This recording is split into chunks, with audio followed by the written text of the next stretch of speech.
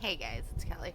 Welcome back to my channel where we do planty stuff and we try to learn about planty stuff so that our plants grow how we want them to grow. So today I'm outside. It's very nice out.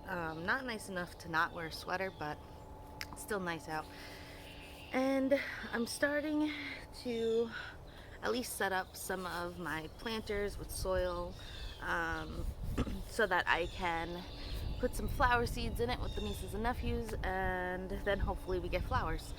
Um, I'm doing it different this year because in the years past I kind of would just like make a little spot, have the kids pour out the seeds, and then just see what happens. And I think there was a lawnmower that was just hitting that spot because we didn't mark it off or anything. But this year we're gonna do it in planters that I got, and we're gonna see what actually grows. So, oh, also, I have these stackable planters from Dollar Tree.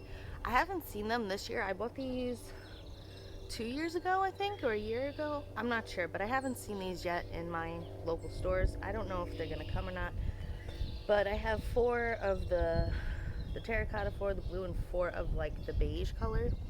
And I had them all stacked up, but I think maybe I'll just leave them flat because as you can see they kind of fall over.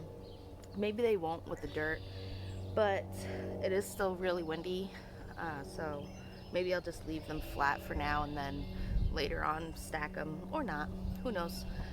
So I'm gonna angle you around to show you the the planters that I'm using to kind of like create a border around my little like rose bush area.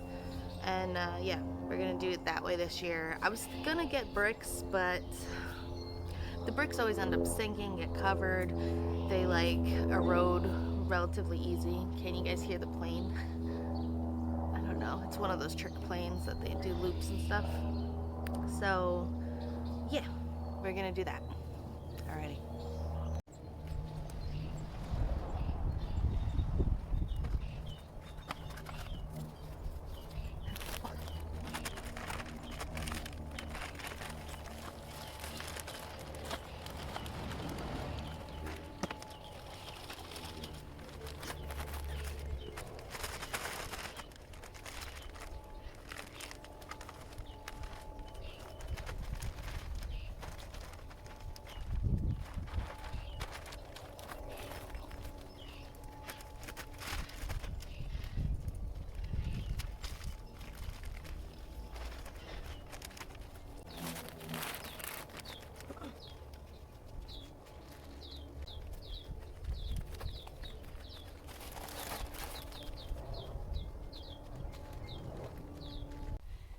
Alright guys, so I had 5 bags of soil and I just filled up these guys, and all the way back I have a total of 8 of these longer uh, planters. It did not even make it to any of these stackable planters, so that's okay. This is just part 1 of it anyway, so obviously I'm gonna have to go and get some more soil, but I do want to show you this cute little like terracotta pot holder thing that I have going on. Hold on. Alright guys, can you see it? I have a lot of terracotta pots out here, kind of just like drying them out a little bit. I'll probably let the kids fill those up with dirt. I was just doing all the heavy labor with the dirt stuff because trying to prevent messes. But look how cute this thing is. It holds eight terracotta 4-inch pots, and then I put a 9th one like in the little cubby hole there, kind of like forced it in there. So yeah, so technically 9. But look how cute that is. Maybe if I move it you can see it a little better. Let's try right here. Is that better? Yeah, I think you can see that better. But look how cute. So yeah, this is just part 1 of starting my flowers, and I'll give you a quick tour around. Knock some stuff down. Tour around older garden beds to see what's coming up. So these are lilies, Asiatic lilies. Those guys are tulips. I think they're Macari hyacinths or something like that. That was some type of Macari, it's called. The blue flower. Hopefully you can see. I forget what these guys are called. I forget. I think those have like a red flower. I didn't clear out any of the leaves yet because I'm lazy and, you know, eventually it biodegrades, right? This is what we got over here. This is just the yard.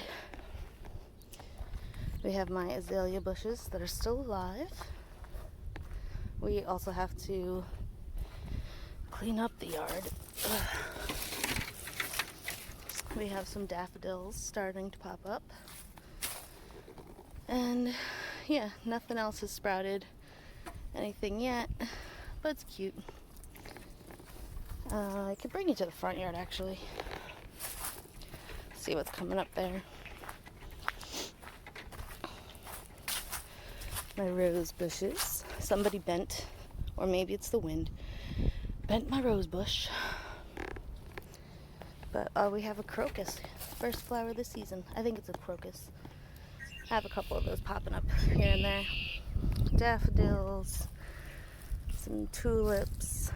No lilies yet. The lilies up here come up later than everywhere else. I think because the front of my house doesn't get as much direct sun. This is my sedum coming back.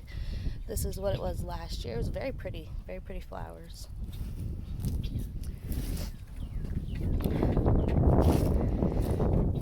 And just rose bushes, some algae on the house. It's all right. More crocus over there, the purple. And yeah. The crocus does like spread very easily, which is, I think, awesome and cool. And it would be great to have, like, you know, a week or two. Oh, wait, see, look. We have some over here, just wild in the yard. The flowers don't last that long. Then we got some more right there. So I'm gonna dig these guys up today and put them where I want them, because why not? Over here, just the tulips starting to come up. The hostas, I don't see any signs of yet. Hopefully they come back. And yeah, over here, these are the beds, the flower beds we're gonna use. They're 3 feet long. We have a little pink flower.